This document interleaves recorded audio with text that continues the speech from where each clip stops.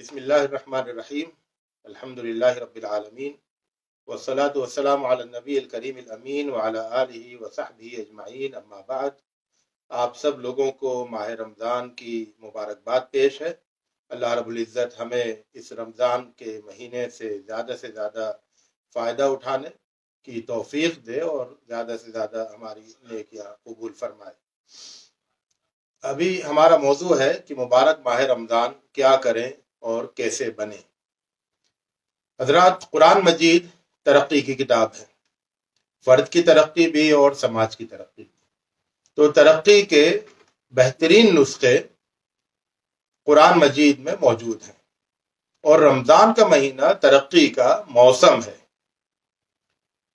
تو قرآن مجید میں ترقی کے جتنے بھی نسخے بتائے گئے ہیں، شخصی ارتقاء کے، اجتماعی ارتقاء کے، رمضان کا مہینہ ان تمام نسخوں پر عمل کرنے کا موسم ہے۔ تو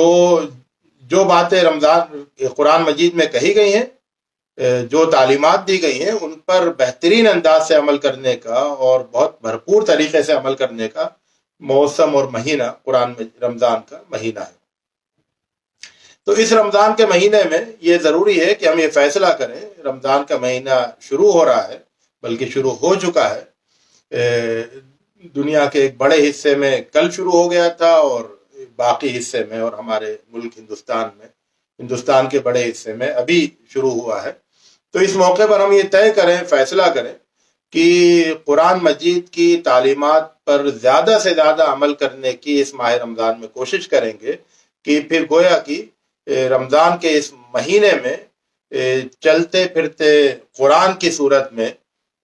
ہم نظر آنے کا نشانہ بنائیں، کہ ہمارا یہ ہدف ہو کہ ہم قرآن مجید کی تعلیمات پر زیادہ سے زیادہ عمل کریں گے، اور اس نیت کے ساتھ عمل کریں گے کہ یہ ہماری شخصیت کا مستقل حصہ بن جائے۔ رمضان کے تعلق سے ہمیں کیا کرنا ہے اور کیا بننا ہے، تو میں ترتیب کے ساتھ کچھ باتیں آپ کے سامنے رکھوں گا۔ پہلی بات یہ ہے کہ یہ مہینہ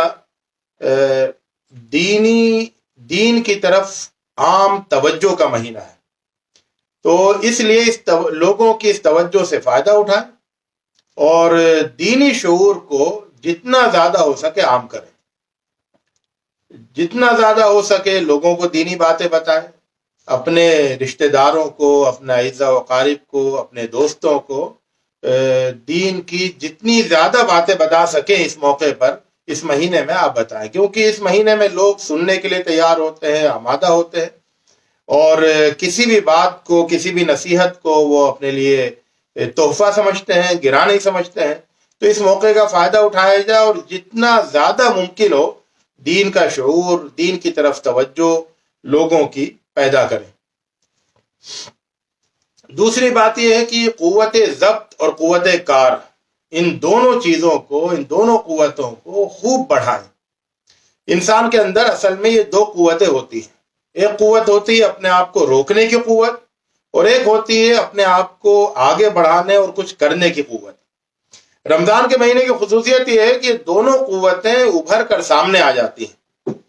اور انسان کو یہ معلوم ہوتا ہے کہ ہاں، اس کے پاس یہ دونوں قوتیں بڑی وافر مقدار میں موجود ہیں۔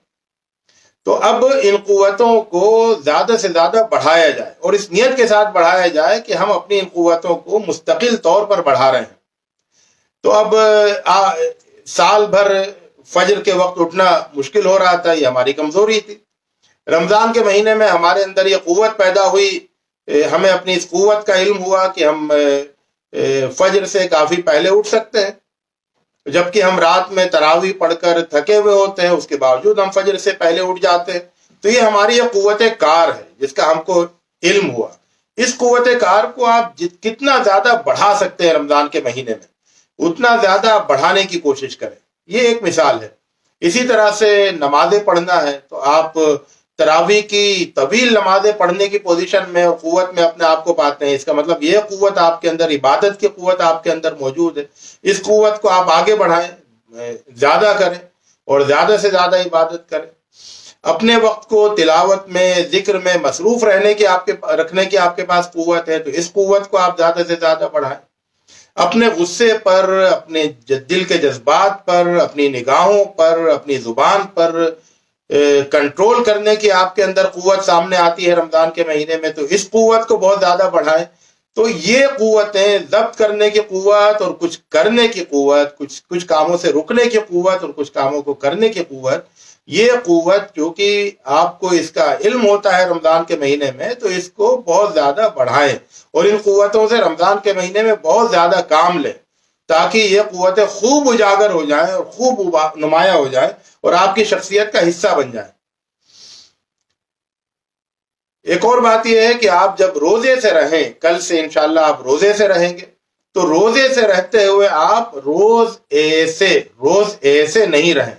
بلکہ روز سے مختلف رہیں، روز سے بدلے ہوئے رہیں۔ آپ یہ فیصلہ کر لیں کہ آپ کی جو روزے والا دن ہوگا وہ بہت زیادہ بدلا ہوا ہوگا۔ تو کتنی تبدیلیاں آپ لے کے آ سکتے ہیں، یہ آپ کے عزم پر منحصر ہے، آپ کی ہمت پر منحصر ہے، لیکن آپ اپنے اندر بہت بڑی تبدیلیاں لا سکتے ہیں۔ تو یہ تبدیلیاں آپ کے اندر آ جائیں، خود آپ ان کو محسوس کریں کہ کل تک آپ یہ نہیں کر رہے تھے لیکن آج سے آپ یہ کرنے لگے۔ اپنی فتوحات کا سلسلہ بڑھائیں۔ رمضان کا مہینہ جو ہے، آپ جیسا کہ جانتے ہیں، فتوحات کا مہینہ ہے۔ اس میں اسلامی تاریخ میں بہت ساری فتوحات ہوئی۔ تو آپ کا نفس، آپ کا وجود، وہ بھی ایک دنیا ہے۔ اس دنیا میں باطل غالب ہے یا حق غالب ہے؟ آپ جہاں جہاں دیکھیں اپنے وجود کی دنیا میں، اپنی ذاتی سلطنت میں آپ یہ دیکھیں کہ کہاں کہاں آپ مغلوب ہیں اور شیطان غالب ہے۔ وہاں آپ شیطان کو شکست دیں، دین کو اور حق کو فتح دلائیں، اور اس طرح سے آپ اپنے وجود کے اندر فتوحات کا سلسلہ بڑھائیں اس مہینے میں، اور ایک فاتح بن کر اس مہینے سے آپ آگے بڑھیں۔ دل کی صفائی کی مہم چھیڑ دیں۔ اپنے رمضان کا مہینہ اس کے لیے بہت سازگار مہینہ ہوتا ہے۔ آپ اپنے دل کا جائزہ لیں کہ آپ کے دل میں غیر ضروری چھوٹی چھوٹی معمولی قسم کی، حقیر قسم کی خواہشات کتنی زیادہ ہیں، ان کو اکھاڑ پھینکیں۔ جس طرح سے ایک مالی جو ہے وہ جب پودے لگاتا ہے تو اس کے آس پاس جو بہت ساری چھوٹی چھوٹی گھاس اگاتی ہے ان کو نکال پھینکتا ہے، تاکہ وہ پودے جو ہے متاثر نہیں ہوں ان گھاسوں کی کثرت کی وجہ سے، ان جنگلی بیلوں کی کثرت کی وجہ سے۔ تو اپنے دل کے اندر سے ان چیزوں کو نکالیں۔ اسی طرح سے جو آپ کے دل میں خواہشات ہیں، نفسانی خواہشات، وہ خواہشات جو کہ آپ کی حقیقی ترقی کی راہ میں رکاوٹ ہیں، ان خواہشات کو آپ نکالیں۔ اسی طرح سے آپ کے دل میں جو دوسروں کے سلسلے میں بغض کے، کینے کے، حسد کے، نفرت کے جذبات ہیں، جو آپ کو آگے نہیں بڑھنے دے رہے ہیں، ترقی نہیں کرنے دے رہے ہیں، آپ کے اندر پاکیزگی نہیں پیدا ہونے دے رہے ہیں، آپ کے تزکیہ نفس کی راہ میں رکاوٹ ہے، تو ان ساری چیزوں کو آپ صاف کریں، اور دل کو آپ کوشش کریں کہ روزے کی حالت میں آپ دل کی صفائی کرتے ہوئے دل کو بالکل پاکیزہ بنا دیں، تاکہ اس میں اللہ کا نور جگمگائے اور اللہ کے دین کی خوشبو وہاں پر مہکے۔ اس رمضان کے مہینے میں، جیسا کہ رمضان کے مہینے کے بارے میں بتایا گیا کہ یہ قرآن کا مہینہ ہے، شہر رمضان الذی انزل فیہ القرآن، تو اس کا تقاضا یہ ہے کہ قرآن کی زیادہ سے زیادہ تلاوت کریں، اور تلاوت کرتے ہوئے قرآن کے پیغام کو سنیں۔ یعنی ایسا نہیں ہو کہ آپ کی زبان تو تلاوت کر رہی ہو لیکن خود آپ کے کان بہرے بنے ہوئے ہوں۔ آپ کی زبان سے نکلنے والے الفاظ کو آپ کے دل میں اترنا چاہیے۔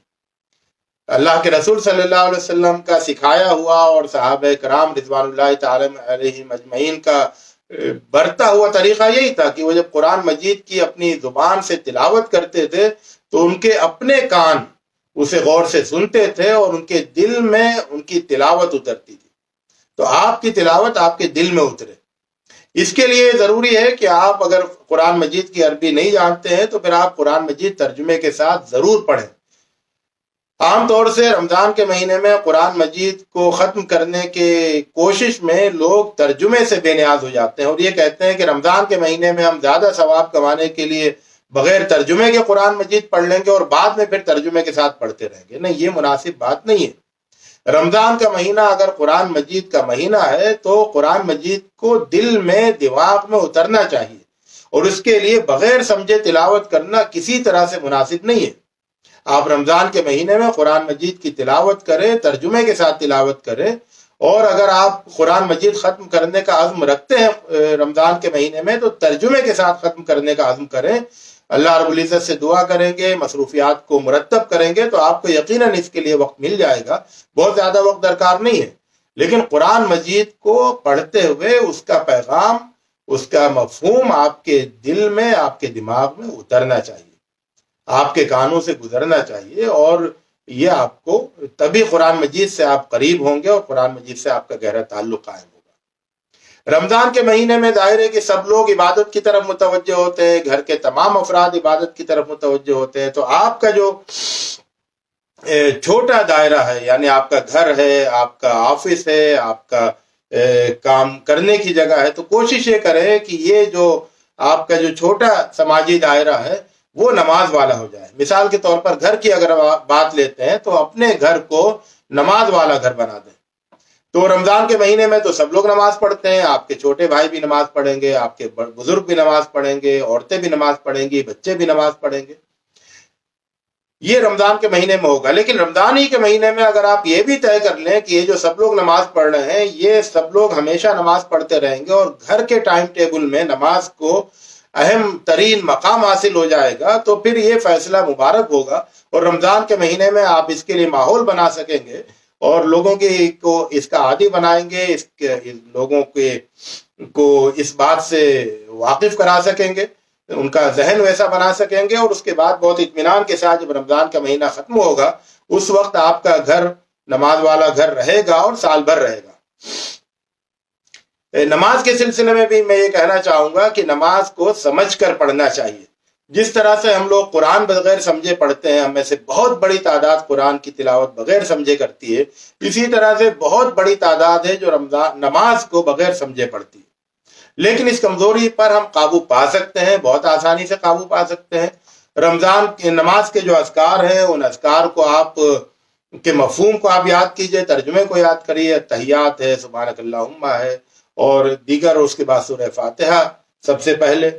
اور پھر جو چھوٹی چھوٹی صورتیں آپ کو حفظ ہیں نماز میں پڑھنے کے لیے ان کا ترجمہ آپ یاد کیجئے،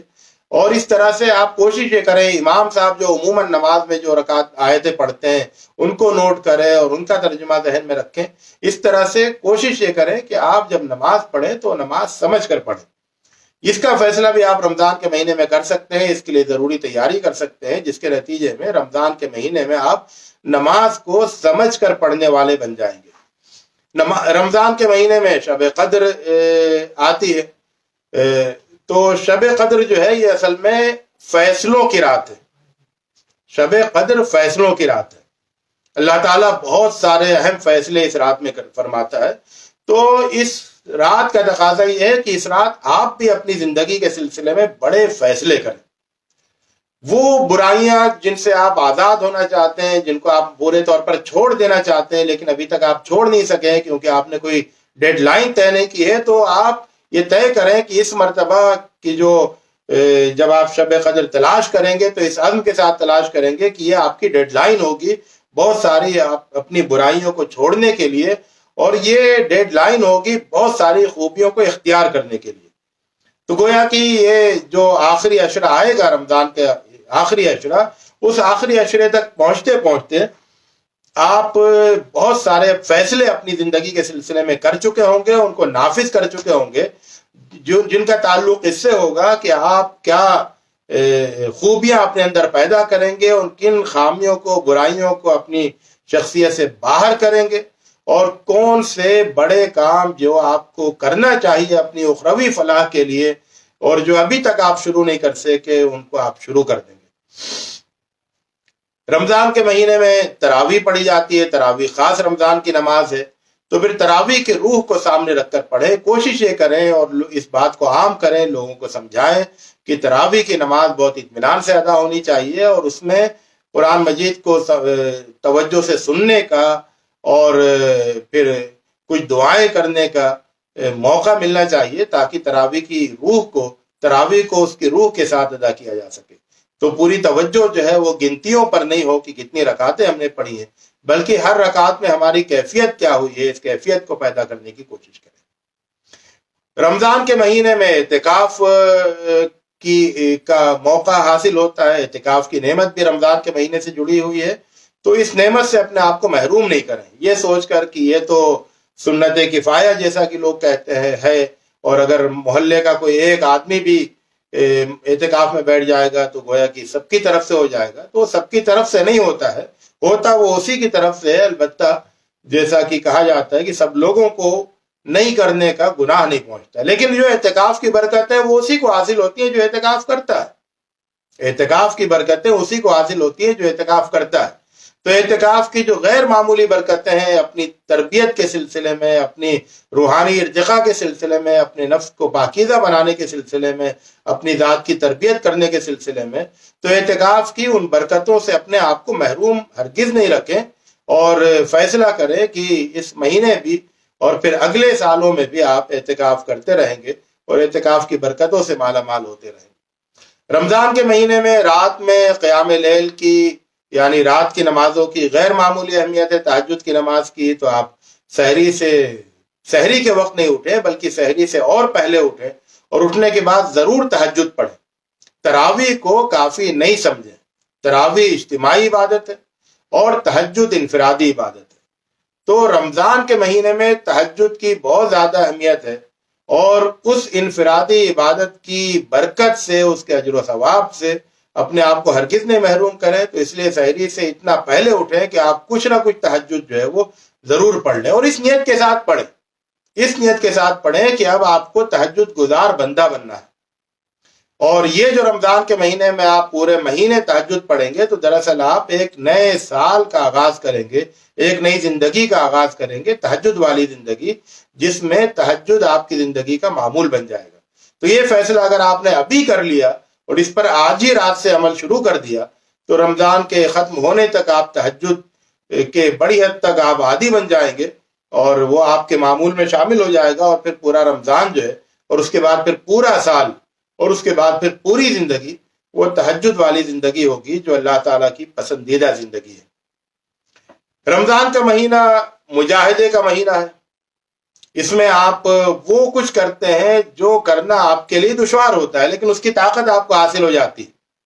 تو آپ صبح سے شام تک بھوکے رہنے کا مجاہدہ کرتے ہیں، آپ راتوں کو عبادت کرنے کا مجاہدہ کرتے ہیں، آپ اپنی زبان کو، اپنی نگاہ کو قابو میں کرنے کا مجاہدہ کرتے ہیں، آپ اپنے دل کے جذبات کو قابو میں کرنے کا مجاہدہ کرتے ہیں، اپنے غصے پر کنٹرول کرنے کا مجاہدہ اس کو آپ کرتے ہیں، تو اپنی دولت کو اللہ کے راستے میں خرچ کرنے کا یہ بھی ایک مجاہدہ ہوتا ہے، اس کو بھی آپ کرتے ہیں۔ تو یہ جو آپ بہت سارے مجاہدے کرتے ہیں رمضان کے مہینے میں، ان مجاہدوں کو اس نیت کے ساتھ کریں کہ یہ مجاہدے آپ کی زندگی کا حصہ بن جائیں۔ ایسا نہیں ہو کہ رمضان کا مہینہ جو ہے وہ مجاہدوں والا مہینہ رہے، اور رمضان کے بعد والا مہینہ جو ہے وہ صرف سستی اور کاہلی اور ناکارہ پن کا مہینہ رہے یا کا سال رہے۔ تو اس لیے ابھی جو آپ مجاہدے کریں اس نیت کے ساتھ کریں کہ یہ آپ کی زندگی کا حصہ بن جائے، یہ آپ کی عادتیں بن جائیں، اور پھر یہ مجاہدے آپ کے ساتھ ہمیشہ لگے رہیں، اور آپ مجاہدے کے ساتھ جب زندگی گزاریں گے، مجاہدے نفس کے ساتھ، تو آپ یہ جو راستہ ہے، جو صراط مستقیم کا راستہ منتخب کیا ہے آپ اپنے لیے، جو سیدھا راستہ منتخب کیا ہے، اللہ کا پسندیدہ راستہ، آخرت کی کامیابی کا راستہ، اس راستے پر آپ بہتر طریقے سے چل سکیں گے۔ تو اس لیے آپ رمضان میں بہت سارے کاموں کو ظاہر ہے کہ آپ شروع کریں گے، جیسے کہ آپ روزہ رکھنا شروع کریں گے، آپ تہجد پڑھنا شروع کریں گے، آپ اللہ کے راستے میں خرچ کریں گے رمضان کے مہینے میں، تو یہ جو آپ بہت سارے تلاوت کا اہتمام شروع کریں گے، تو یہ جو آپ بہت سارے اہتمام شروع کریں گے رمضان کے مہینے میں، انہیں آپ رمضان کے مہینے میں ان کاموں کو شروع کریں، لیکن آپ کی نیت یہ ہونی چاہیے کہ آپ انہیں سال بھر کریں گے، کیونکہ اگر یہ نیت بہت اہم ہے، اگر آپ نے یہ نیت کی کہ آپ صرف رمضان کے کاموں کو رمضان میں کریں گے، تو اس کا نتیجہ یہ ہوگا کہ جیسے رمضان ختم ہوگا آپ سارے کاموں سے دامن جھاڑ لیں گے، اور ان سے الگ ہو کر آپ پورا سال گزاریں گے، سال بھر آپ کو ان کاموں کا خیال نہیں آئے گا۔ لیکن اگر آپ نے ابھی یہ طے کر لیا کہ ان کاموں کو ہم رمضان میں کریں گے، لیکن اس لیے کریں گے تاکہ یہ کام ہماری شخصیت کا حصہ بن جائے اور ہم انہیں سال بھر کرتے رہیں، تو پھر آپ کو رمضان کا مہینہ جب ختم ہوگا تو آپ کو اپنی یہ نیت یاد آئے گی کہ اب ان کاموں کو ہمیں سال بھر کرنا ہے، تو سال بھر آپ انہیں کسی نہ کسی صورت میں کرتے رہیں گے۔ رمضان کے میں آپ کو بہت سے اعمال انجام دینا ہوتے ہیں، ان اعمال کو کوشش کریں کہ آپ کی شخصیت کے اوصاف بن جائیں، یعنی جب آپ روزہ رکھیں رمضان میں تو آپ کی شخصیت روزے دار شخصیت بن جائے، الصائمین اور الصائمات جسے قرآن مجید میں کہا گیا ہے، یعنی آپ کے مستقل اوصاف بن جائیں۔ اسی طرح سے تہجد گزاری آپ کا مستقل وقت بن جائے، قرآن مجید کا تلاوت آپ کی شخصیت کی صفت بن جائے، تو اللہ کے راستے میں خرچ کرنا یہ آپ کی شخصیت کی صفت بن جائے، غریبوں سے مسکینوں سے ہمدردی یہ آپ کی شخصیت کا حصہ بن جائے، اللہ تعالیٰ کو یاد کرنا، اللہ تعالیٰ سے دعائیں کرنا یہ آپ کی شخصیت کا حصہ بن جائے۔ تو جو بھی کام آپ رمضان میں کرتے ہیں، اور بہت زیادہ کام آپ رمضان میں کریں، رمضان کے مہینے میں نیکیوں کو کرنے کی بہت زیادہ ترغیب ہوتی ہے، اس کا ماحول بھی بنا ہوتا ہے، یہ سب آپ کریں، لیکن یہ سوچ کر کریں کہ یہ کام صرف کام نہیں رہیں گے بلکہ یہ آپ کی صفات بن جائیں گی، یہ آپ کے اوصاف بن جائیں گے، آپ کی خوبیاں بن جائیں گی، مستقل خوبیاں۔ اللہ تعالیٰ سے خوب مانگنے والے بنے، وَإِذَا سَأَلَكَ عِبَادِي عَنِّي فَإِنِّي قَرِيبٌ، تو رمضان کے مہینے میں اللہ تعالیٰ سے مانگنے کا شوق پیدا ہوتا ہے، اور بندہ اللہ کے رمضان کے مہینے میں اللہ تعالیٰ سے بہت مانگتا ہے، اور آپ جتنا زیادہ ہو سکے مانگیں، کوئی وقت ضائع نہیں، اس حوالے سے ضائع نہیں ہونے دیں۔ روزے کی حالت میں اللہ سے دعا کرنا، اس کی بڑی اہمیت ہے۔ راتوں میں نمازیں پڑھتے ہوئے سجدے کی حالت میں اللہ سے مانگنا، اس کی بہت بڑی اہمیت ہے۔ افطار کے وقت اللہ سے مانگنا، اس کی بڑی اہمیت ہے۔ تو رمضان کے پورے مہینے میں اللہ تعالیٰ کی رحمت کو اپنی طرف متوجہ کرنا، اللہ تعالیٰ کی رحمت کے لیے اپنے دامن کو پھیلانا، اللہ سے مانگنا، یہ اس کا بہت موقع ملتا ہے اور اس کا بڑا ماحول ہوتا ہے، اس کی بڑی ترغیب ملتی ہے۔ تو یہ جو ہے اللہ تعالیٰ سے مانگنے کی خوب، یہ آپ کی مستقل خوب بن جائے، اور پھر آپ ہمیشہ اللہ سے مانگنے والے بن جائیں، اور جو اللہ سے مانگتا ہے وہ ساری دنیا سے بے نیاز رہتا ہے، اور اللہ تعالیٰ اسے بہت نوازتا ہے۔ تو آخر میں یہی کہوں گا کہ اللہ تعالیٰ سے دعا ہے کہ اللہ تعالیٰ ہمیں توفیق دے زیادہ سے زیادہ فائدہ اٹھانے کے رمضان کی برکتوں سے، نیکیوں کے اس موسم بہار سے اپنی شخصیت کو نیکیوں سے مالا مال کرنے کی توفیق عطا فرمائے، اور پھر ان ساری نیکیوں کو قبول فرمائے، تو توفیق بھی حاصل ہو اور قبولیت بھی حاصل ہو۔ اس دعا کے ساتھ میں آپ سے رخصت چاہتا ہوں، اور آپ سے گزارش کرتا ہوں کہ رمضان کی دعاؤں میں مجھے بھی یاد رکھے۔ اللہ رب العزت ہم سب کو توفیق دے اور ہمارے درجات بلند فرمائے۔ وآخر دعوانا الحمدللہ رب العالمین۔